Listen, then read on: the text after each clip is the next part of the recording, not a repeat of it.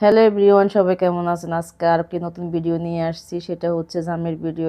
এই ভিডিওটার নাম আমি অনেক আগে ধারণ করছি, কিন্তু সময় স্বল্পতার কারণে আমি এটা এডিট করতে পারি না। আজকে এডিট করতে বসছি। যাই হোক, এই যে জাম দেখলে কিন্তু আমার দেশের বাড়ির কথা মনে ওঠে। এখন আবার আপনারা বলবেন যে আপনি কি বিদেশ থাকেন নাকি? আসলে না, যারা ঢাকায় থাকে তারা কিন্তু এই দেশের কিন্তু দেশের বাড়ি বলে।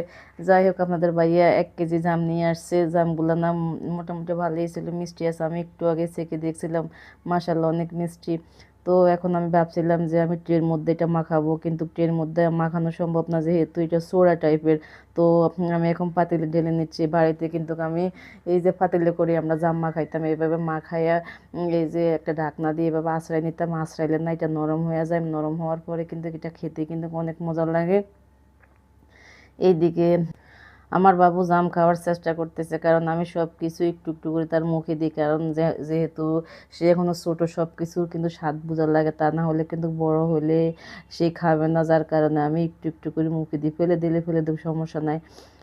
তো এইদিকে কিন্তু আমি আমার ভাতটা না একটু নরম হয়ে গেছে, যার কারণে আমি একটা বাটিতে মার গালছি। পরে মারটা না এমন হয়ে গেছে যে দেখেন কত সুন্দর, এই যে একদম হোয়াইট কালারের, মনে হয় যে ডাবের পুডিং এটা বানাইছি।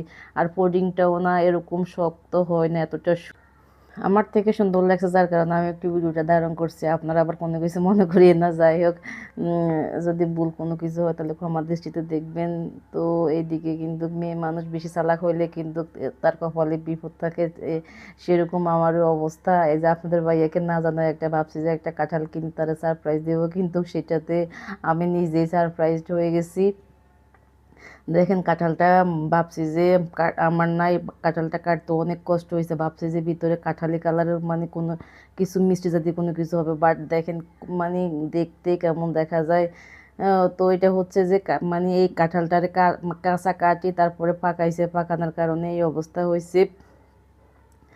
তো কি করব, যেহেতু আমি আনছি, এখন কাঁঠালটা কেউ ধরে না। তো আমার কাজ আমারই করতে হবে, যেহেতু সংসারটা আমার। তো আমি কি করব এখন, যেহেতু কাঁঠালটা আর ওই যে আঁশটা খেতে পারবো না, এই জন্য আমি এই কাঁঠালের বিচিগুলো আস্তে আস্তে এগুলা ওই যে আঁশ থেকে সরাই নিতেছি একটা জাকির মধ্যে। আমরা হচ্ছি লক্ষ্মীপুরের মেয়ে, কারণ টাকা দেওয়া জিনিস কিনছি। যেহেতু আঁশটা খাইতে পারি না, কাঁঠালের বিচি তো খাবো, পয়সা উসুল করতে হবে না? কি বলেন ভাই বোনেরা? এ, যাই হোক, এখন আমি আস্তে আস্তে এগুলা করে নিতেছি, কারণ এগুলা কিন্তু আমি একটাও ফেলবো না। আমার থেকে এই কাঁঠালের বিচি দিয়ে শুটকি দিয়ে রান্না করলে না অনেক মজা লাগে। তো ভিডিওটা আর বেশি বাড়াবো না। সবাই সুস্থ থাকবেন, ভালো থাকবেন, আল্লাহ হাফেজ। পরবর্তী ভিডিও দেখার আমন্ত্রণ।